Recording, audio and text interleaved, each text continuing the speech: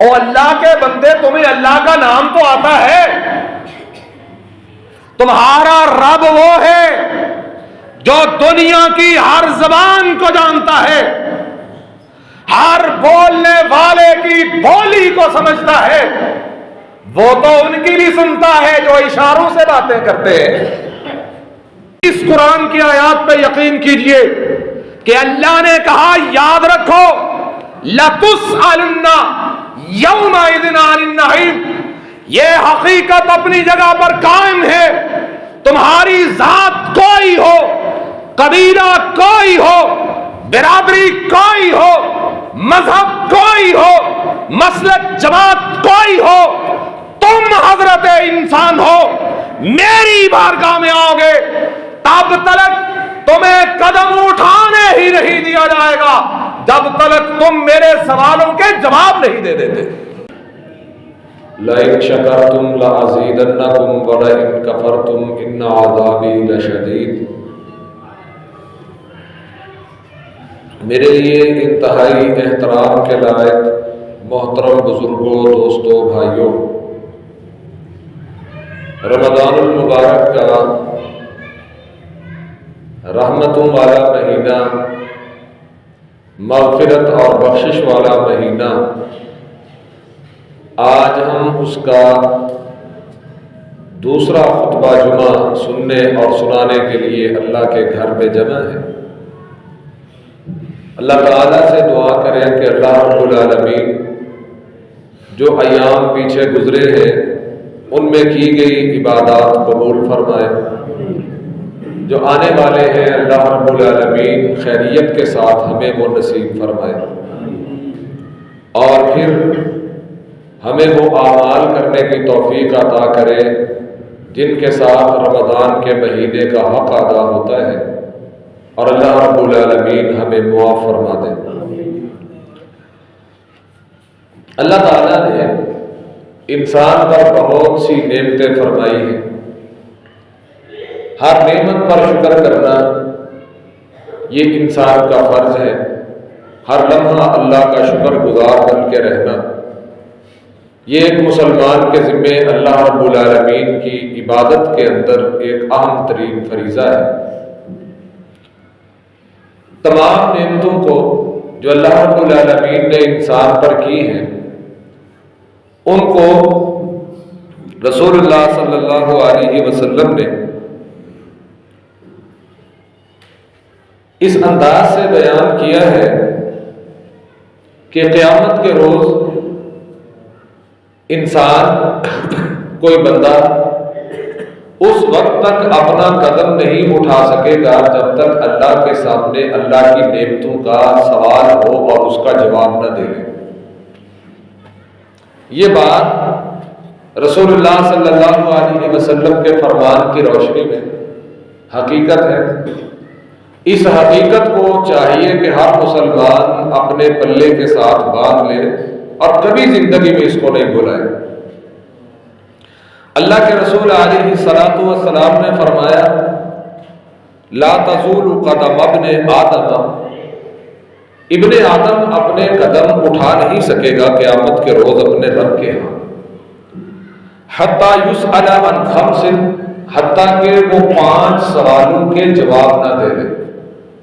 ہر بندے سے، چاہے وہ مسلمان ہے چاہے وہ کافر ہے، اس کا فرقہ، جماعت، سیاست، مذہب کوئی ہے، اللہ رب العالمین کے سامنے جب تک انسان ان 5 سوالوں کے جواب نہیں دے لیتا اللہ رب العالمین اسے اجازت نہیں دیں گے کہ وہ قدم اٹھائے۔ اس بات کو سمجھنے کے لیے اپنی نگاہوں میں، اپنے تصور میں محشر کے میدان کو لائیے کہ اللہ رب العالمین نے قرآن حکیم میں ارشاد فرمایا ہے یا ایھا الناس۔ کسی بھی بات کی حقیقت کو سمجھنے کے لیے سب سے پہلے ضروری ہوتا ہے کہ اس کے بنیادی تصور کو جانا جائے۔ اس حدیث میں جو الفاظ ہیں اللہ کے رسول علیہ السلام نے فرمائے ہیں کہ ابن آدم محشر کے میدان میں قدم نہیں اٹھا سکے گا جب تک کہ وہ 5 سوالوں کے جواب نہ دے لے یا اس سے 5 سوال نہ کر لیے جائے۔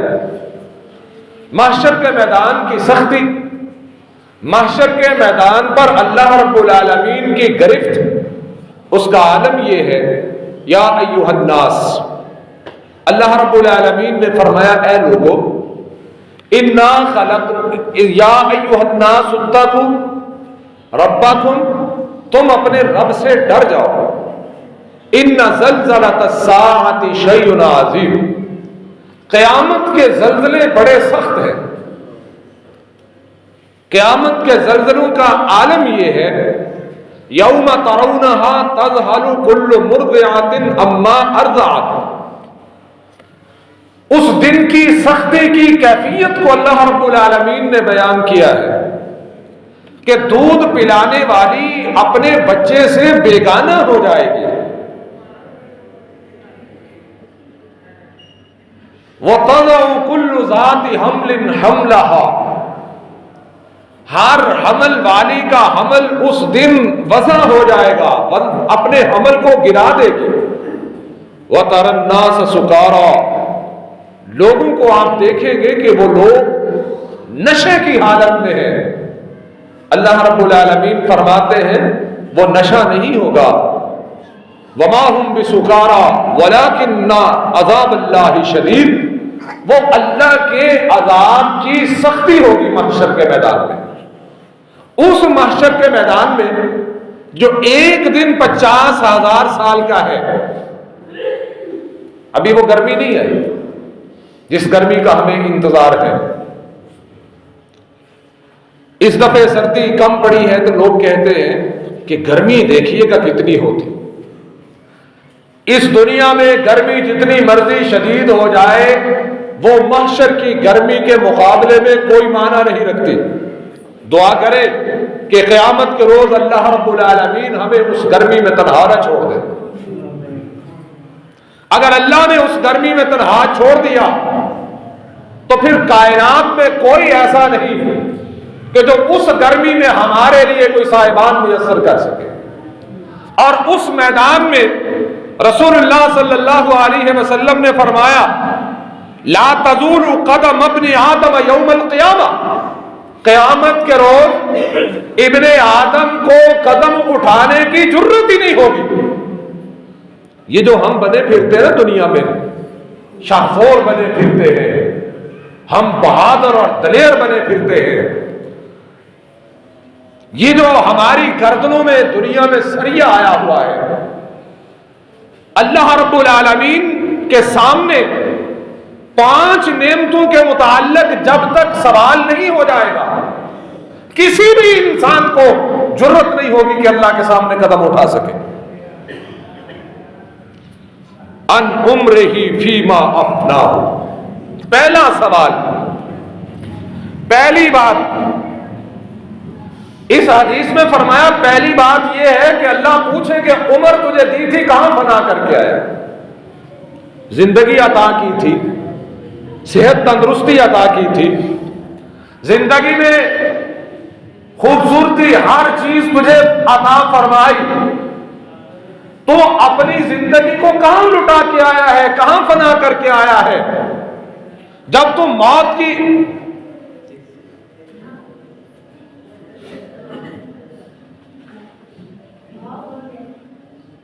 چنگے بھلے سیانے بندے ہوندے نے تے مسجد آ کے ٹوٹیاں تے کھلو کے گلاں کری جاندے، پڑھے لکھے بندے، سیانے بندے، شادی شدہ بچیاں والے، اے میں بے مقصد گلاں کرن ڈیا منبر تے کھلو کے۔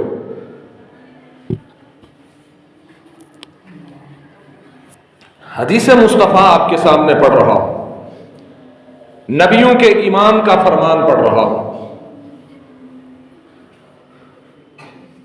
اللہ کے رسول علیہ الصلوۃ والسلام نے فرمایا پہلا سوال عمر دی تھی کہاں فنا کر کے آئے؟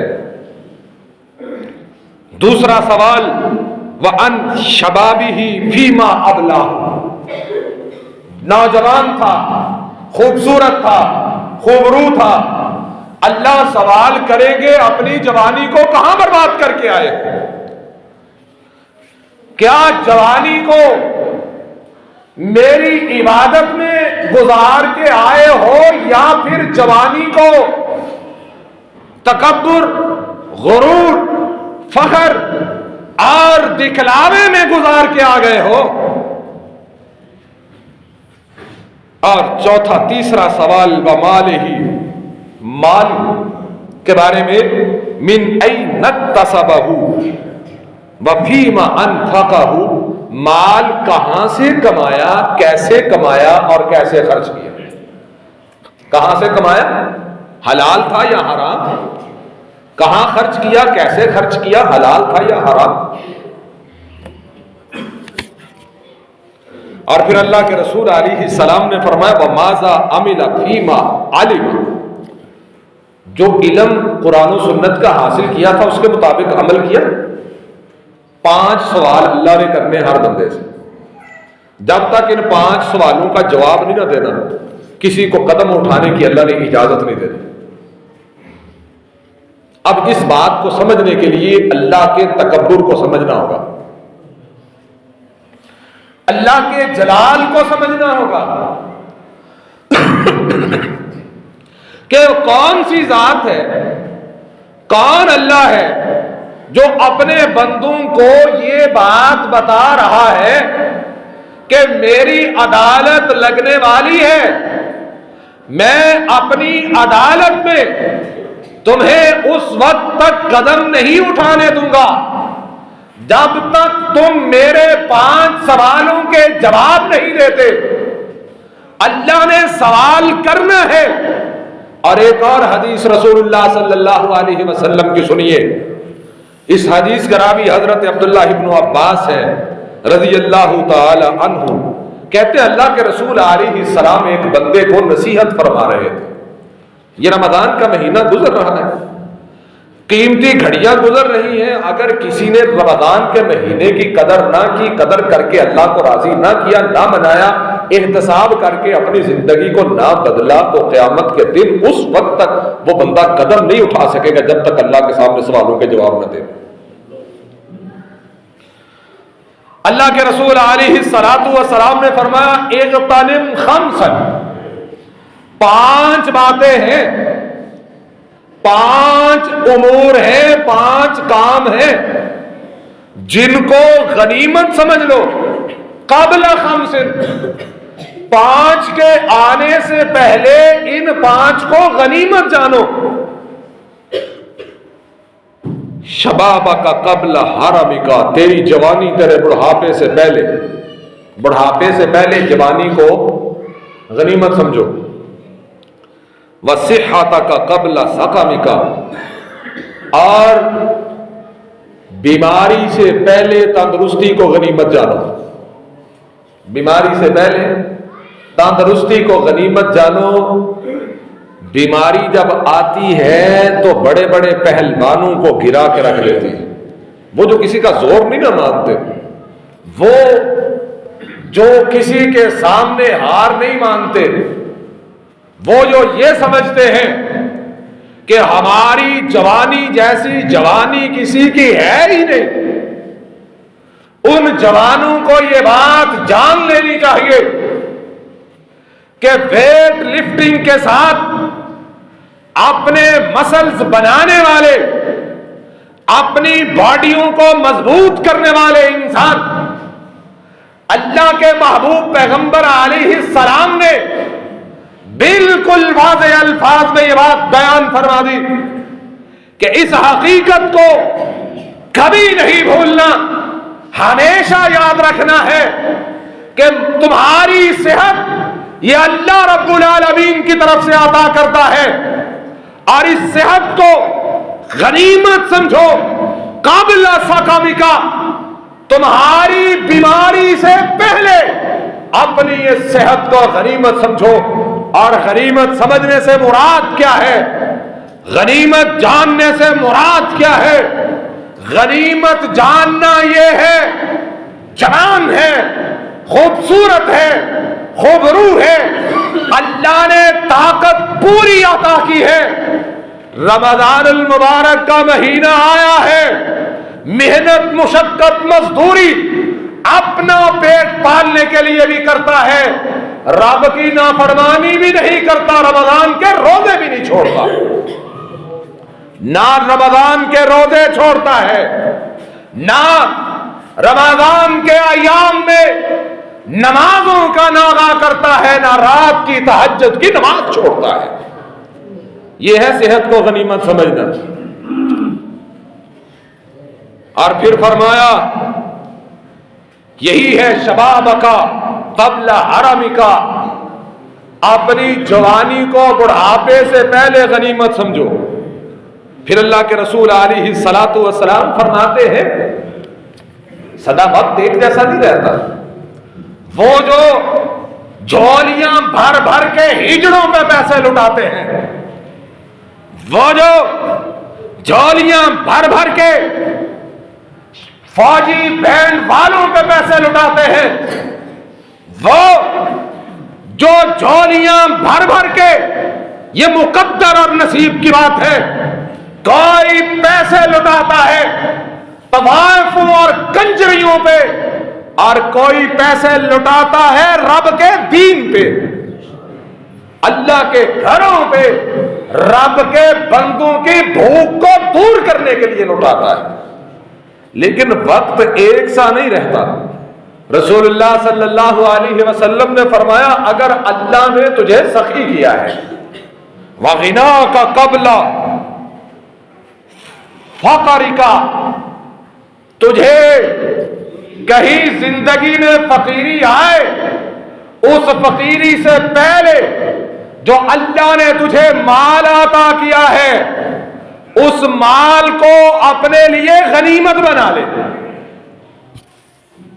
اور پھر رسول اللہ صلی اللہ علیہ وسلم نے فرمایا وَفِرَاغَكَ قَبْلَ شُغُلِكَ، مصروفیت سے پہلے اپنے فارغ وقت کو اپنے لیے غنیمت بنا لو۔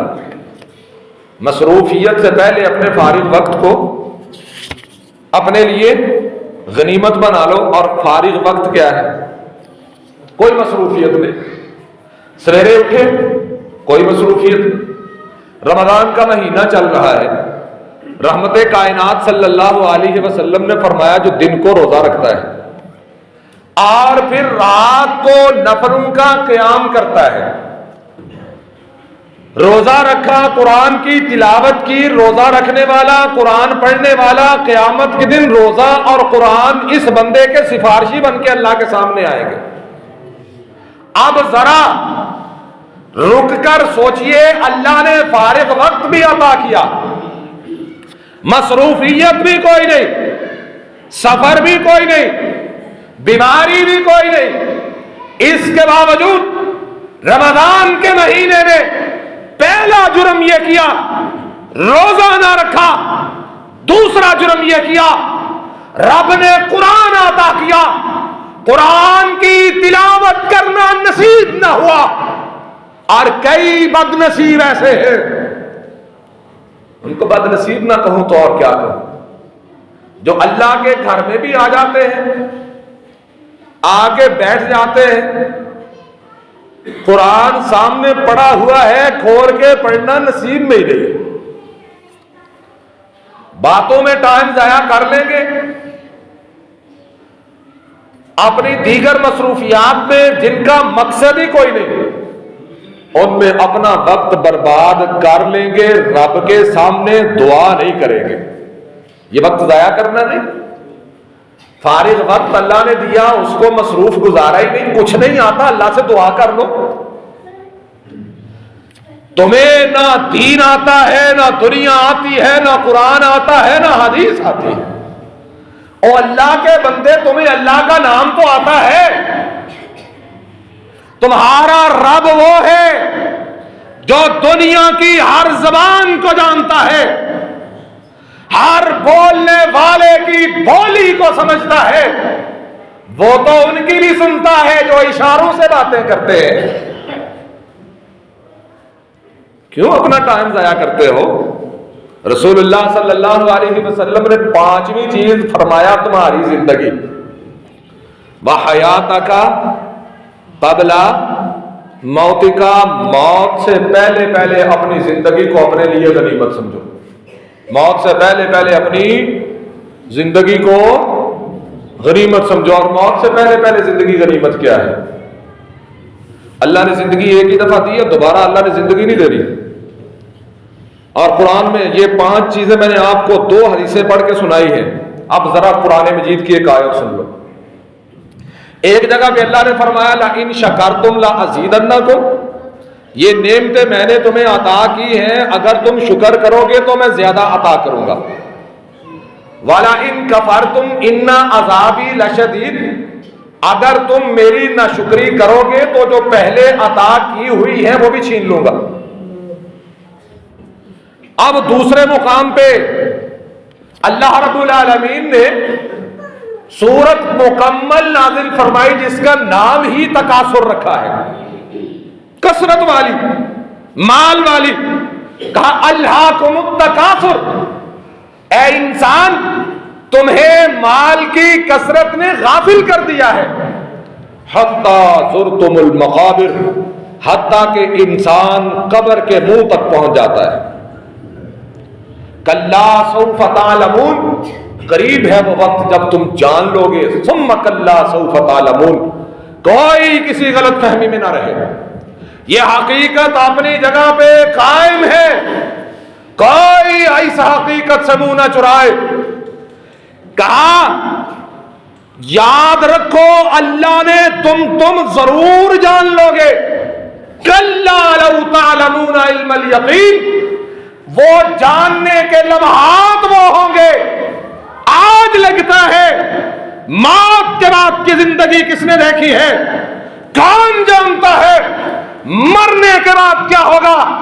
عرش والے اللہ نے کہا یقین کی آنکھ سے دیکھو گے. لو تعلمون علم الیقین لترون الجحیم، پھر تم اپنے سامنے ضرور جہنم کو دیکھو گے. ثم لترونها عین الیقین، اور وہ دیکھنا ایسا ہوگا یقین کی آنکھ سے دیکھو گے. پھر بندہ وہاں سے بھاگنا چاہے گا، کوئی بھاگنے دے گا؟ ثم لتسألن یومئذ عن النعیم، پھر اللہ تم سے اپنی نعمتوں کے بارے میں ضرور سوال کرے گا. جب عربی میں لفظ آتا ہے نا اس طرح لتسألن، تو اس کا مطلب ہوتا ہے کہ ضرور سوال ہوگا تم سے. یہ غلط فہمی نکال دینی چاہیے ہمیں. اگر تو اس کتاب حکمت پہ آپ کو یقین ہے، اس قرآن پر اگر آپ کو یقین ہے، آپ سمجھتے ہیں میں جانتا ہوں یہ قرآن اللہ کی کتاب ہے، یہ اس خالق کی کتاب ہے جس نے ہمیں پیدا کیا اور جو ہمیں اس زندگی کے ساتھ موت عطا کرے گا اور بعد از موت ہمیں زندگی دوبارہ عطا کرے گا. پھر اس قرآن کی آیات پہ یقین کیجئے کہ اللہ نے کہا یاد رکھو لَتُسْأَلُنَّ يَوْمَئِذٍ عَنِ النَّعِيمِ، یہ حقیقت اپنی جگہ پر قائم ہے. تمہاری ذات کوئی ہو، قبیلہ کوئی ہو، برادری کوئی ہو، مذہب کوئی ہو، مسلک جماعت کوئی ہو، تم حضرت انسان ہو، میری بارگاہ میں آؤ گے تب تلک تمہیں قدم اٹھانے ہی نہیں دیا جائے گا جب تلک تم میرے سوالوں کے جواب نہیں دے دیتے. اور سوال کس چیز کا ہے؟ نعمتوں کا. سوال کس کا ہے؟ مال اللہ نے دیا ہے، ہم اس کے مالک بولو نہیں ہیں. پھر جب ہجڑوں پہ پیسے لٹاتے ہیں یاد رکھو قیامت کو رب پوچھے گا اور مال میرا تھا، تو طوائفوں پہ پیسے لٹاتا رہا.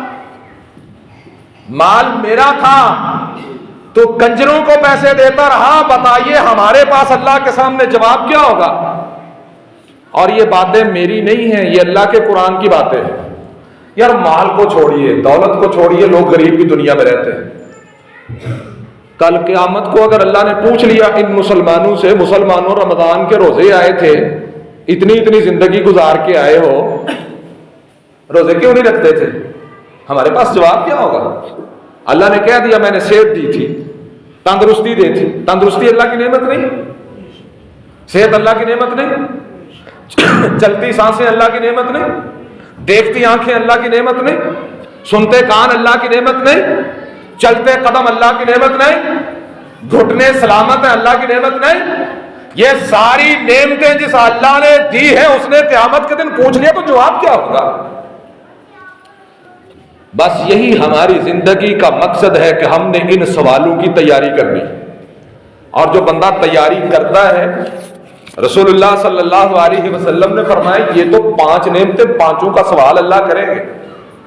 اسی محشر کے میدان میں 7 قسم کے بندے ایسے ہوں گے جن کو اللہ اپنے سائے میں جگہ عطا کرے گا. اب مل کے دعا کر دو کہ اللہ ہمیں اپنے ان نیک پاک باز پاک تینت لوگوں میں جگہ عطا کر دے جن کو اپنے عرش کا سایہ عطا کرے گا. اے اللہ ہمیں وہ عمل بھی کرنے کی توفیق عطا فرما جو اس حدیث میں بیان ہوں گے جن کی وجہ سے اللہ عرش کا سایہ دیتا ہے.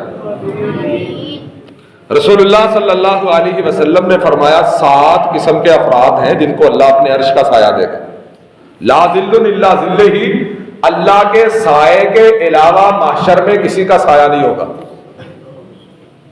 امام عادل، پہلا وہ امام، وہ حاکم جو عدل کرنے والا ہے، وہ جج، وہ حکمران، وہ سرپنچ، وہ چودھری، وہ سردار، وہ وڈیرا، وہ چاہے خاندان کا ہے، چاہے ریاست کا ہے، چاہے علاقے کا ہے، چاہے گلی کا ہے، چاہے محلے کا ہے، چاہے پنچایت کا ہے، کہیں بھی ہے، امام عادل جو عدل کرتا ہے، انصاف کرتا ہے، ایسے بندے کو بھی اللہ اپنا سایہ عطا فرمائے گا. اس بندے کو سایہ پتہ کیوں ملا ہے؟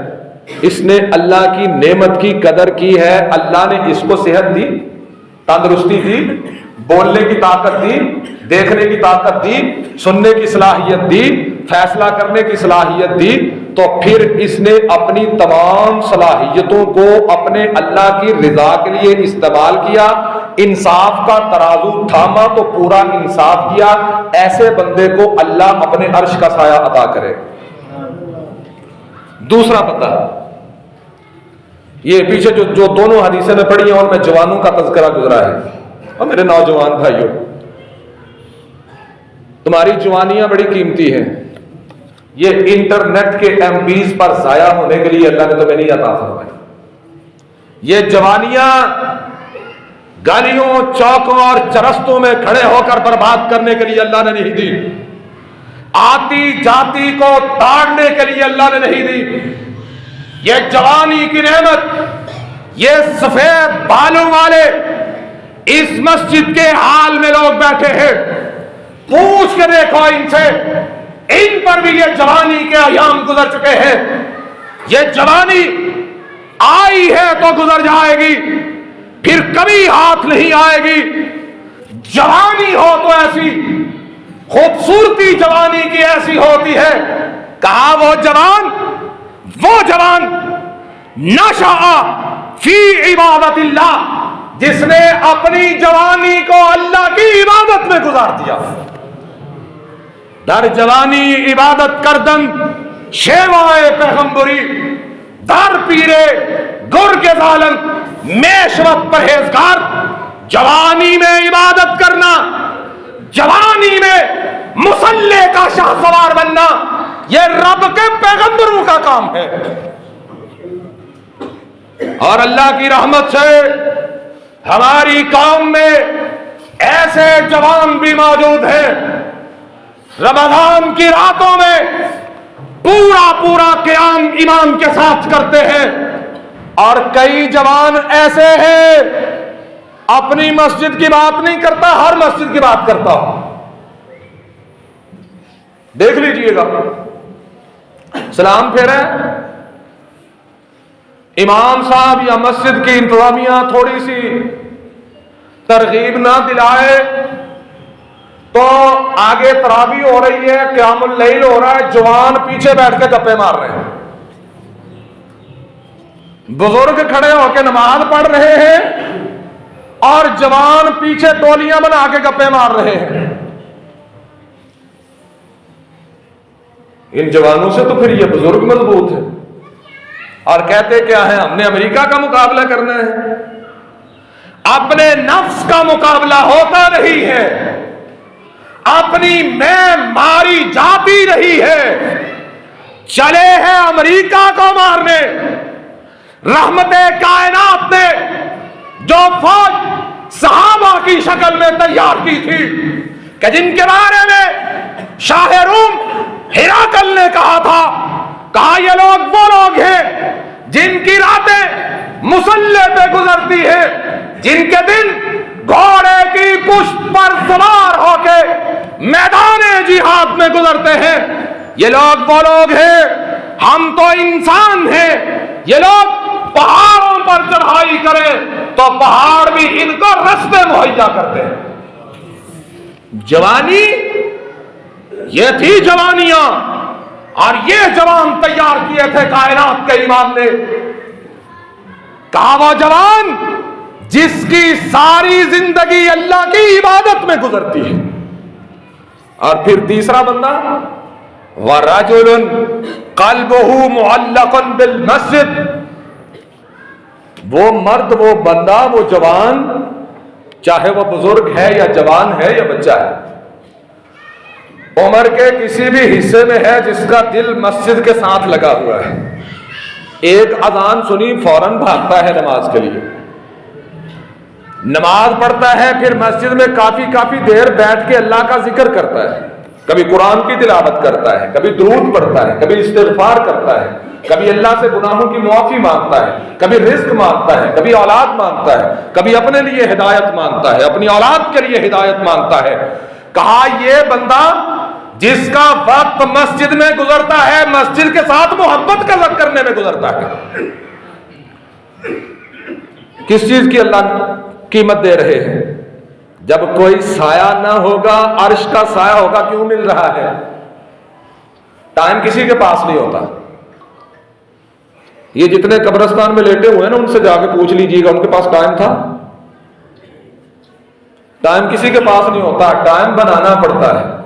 اور وہ جو 5 نعمتیں میں نے آپ کو سنائی ہیں نا، ان کا سوال ہوگا، ان کا سوال یہ نہیں ہوگا کہ تینوں ٹائم دیتا اس کو تو دیہڑی میں لائی، یہ ہوگا، ضرور ہوگا، لیکن اللہ نے اپنے حق معاف نہیں کرنے۔ یہ جو غلط فہمی بنائی ہوئی ہے نا، اللہ نے مخلوق کے حق معاف کر دینے، اپنے معاف نہیں کرنے، دماغ سے نکال دو۔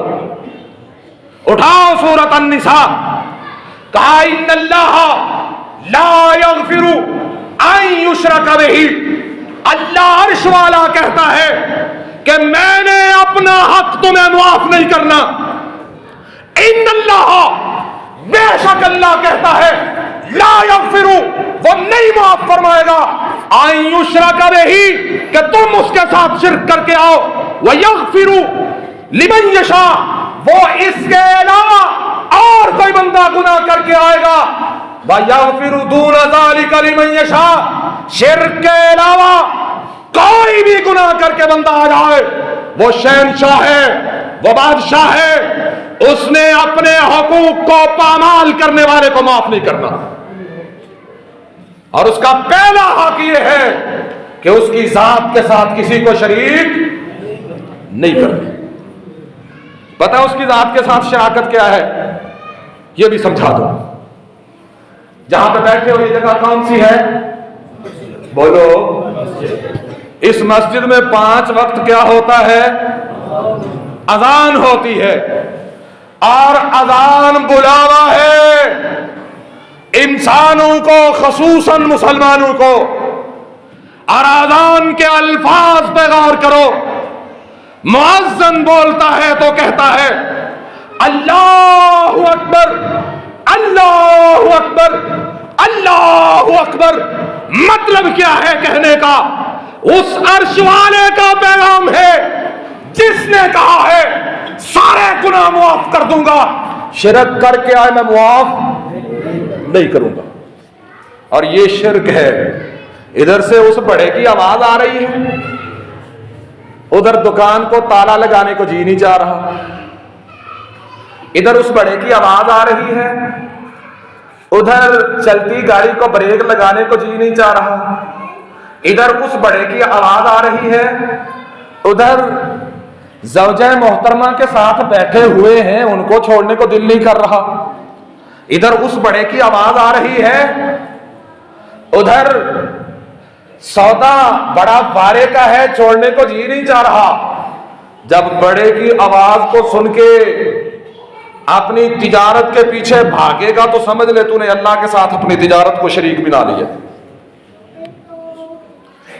اور توحید توحید توحید یہ ہے تیرے ہاتھ میں چلتی ہوئی کسی اور ہتھوڑی رک جانی چاہیے، تیرے کھیت میں چلتے ہوئے ہل رک جانے چاہیے، تیری چارہ کاٹتی دھراوتی رک جانی چاہیے۔ کیوں؟ بڑے کی آواز آ گئی ہے، اب دنیا کے کام بعد میں ہوں گے، پہلے اللہ کی بات ہوگی۔ یہ توحید توحید تو یہ ہے، توحید تو یہ ہے خدا خود محشر میں کہہ دے یہ بندہ دو عالم سے خفا فقط میرے لیے ہے۔ یہ ہے توحید۔ اور اگر توحید نہ ہوئی، عمل بندہ جتنے مرضی کر کے آگے، اللہ نے کوئی عمل قبول نہیں کرتا۔ تو میں عرض یہ کر رہا ہوں، وہ بندہ جس کا دل مسجد کے ساتھ لگا، اللہ کے گھر کو ٹائم دیتا ہے، اللہ قیامت کے روز اس بندے کو اپنے عرش کا سایہ دے گا۔ پھر فرمایا اذا، اس کی کیفیت بیان کی، اذا خرج منہ حتی یعود الیہ، مسجد سے نکلتا ہے پھر واپس آ جاتا ہے۔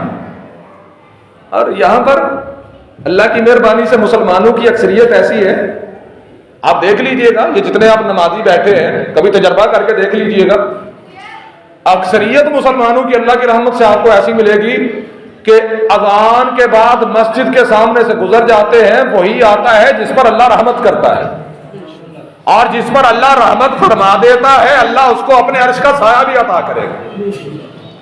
پھر فرمایا وَرَجُلَانِ تَحَابَا فِي اللَّهِ اجْتَمَعَا عَلَيْهِ وَتَفَرَّقَا عَلَيْهِ، دو بندے آپس میں انہوں نے بھائی بندی بنائی، بھائی چارہ بنایا، تو بنیاد اللہ کی محبت تھی۔ مطلب یہ نمازی ہے میں بھی نمازی ہوں، یہ مسلمان ہے میں بھی مسلمان ہوں، یہ مخلوق کا بھلا کرنے والا ہے میں بھی اس سے سیکھتا ہوں۔ دین کی بنیاد پہ، اللہ کی رضا کی بنیاد پہ آپس میں تعلقات بنانے والے اور اسی بنیاد پر توڑنے والے، ان کو بھی اللہ اپنے عرش کا سایہ عطا کرے گا۔ منڈا لڑکا وہ ڈھونڈیے گا، اپنی بیٹی کے لیے داماد اپنا وہ تلاش کیجئے گا جس سے آپ کو اللہ کے لیے محبت ہو۔ دنیا دار کے ساتھ تو اللہ کے لیے محبت نہیں ہوتی، محبت ہوگی تو کسی نمازی کے ساتھ ہی ہوگی نا اللہ کے لیے۔ پھر رسول اللہ صلی اللہ علیہ وسلم نے فرمایا، اللہ اکبر، وَرَجُلٌ ذَكَرَ اللَّهَ خَالِيًا فَفَاضَتْ عَيْنَاهُ، تنہا بیٹھتا ہے اللہ کو یاد کرتا ہے تو آنکھوں سے آنسو ٹپک پڑتے ہیں۔ تنہا بیٹھتا ہے، اس کی اللہ سے محبت کا عالم یہ ہے کہ اللہ ذوالجلال کا تذکرہ اس کے سامنے آتا ہے، اس کا نام سامنے آتا ہے، اس کا جلال کمال تکبر آنکھوں میں آتا ہے، پکڑ کی سوچ سامنے آتی ہے، یہ تنہا بیٹھے ہوئے اس کے سامنے رو دیتا ہے اللہ مجھے معاف فرما دے۔ کہا جو اس طرح اکیلا بیٹھ کے اللہ کے سامنے اپنی آنکھوں سے آنسو بہاتا ہے رب اسے چھوڑے گا تو نہیں، قیامت کے روز محشر کی گرمی میں اللہ اسے اپنے عرش کا سایہ عطا کرے گا۔ پھر رسول اللہ صلی اللہ علیہ وسلم نے فرمایا وَرَجُلٌ دَعَتْهُ امْرَأَةٌ ذَاتُ حَسَبٍ وَجَمَالٍ فَقَالَ إِنِّي أَخَافُ اللَّهَ، یہ سنت یوسفی ادا کرنے والا جوان ہے۔ جانتے ہو سنت یوسفی کیا ہے؟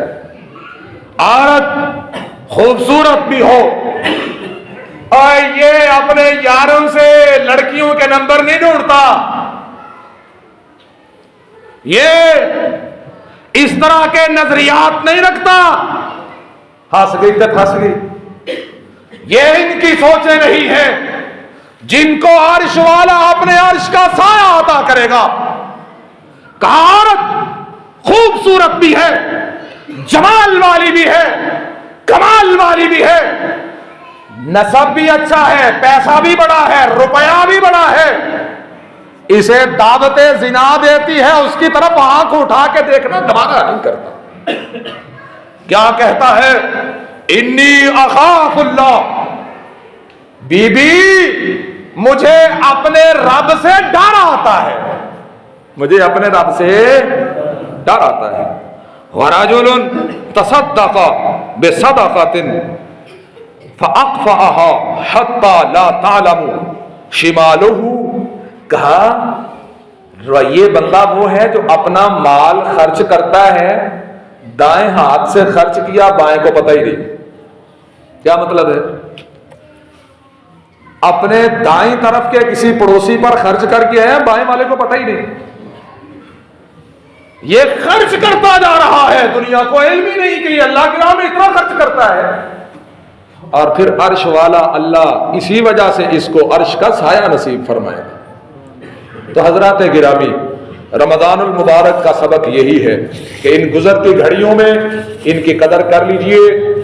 یہ وقت پھر دوبارہ زندگی میں لوٹ کے نہیں آئے گا. وقت وہی قیمتی ہے جو اللہ کی یاد میں گزر جائے, نعمت وہی قیمتی ہے جو اللہ کے لیے نکال دی جائے, اللہ کے لیے صرف کر دی جائے, اللہ کی رضا میں لگا دی جائے, وہی چیز قیمتی ہے. باقی سب کچھ ہم برباد کر رہے ہیں اور دن بدن برباد ہوتے چلے جا رہے ہیں. وقت آئے گا کہ ہم موت کے منہ میں چلے جائیں گے, ہمارے ہاتھ میں کچھ نہ ہوگا. اس لیے اجڑ گیا وہ باغ جس کے لاکھوں مالی تھے, گیا جب سکندر دنیا سے تو دونوں ہاتھ خالی تھے. اللہ مجھے اور آپ کو کتاب و سنت کو سمجھ کے اپنی آخرت کی فکر کرنے کی توفیق عطا فرمائے.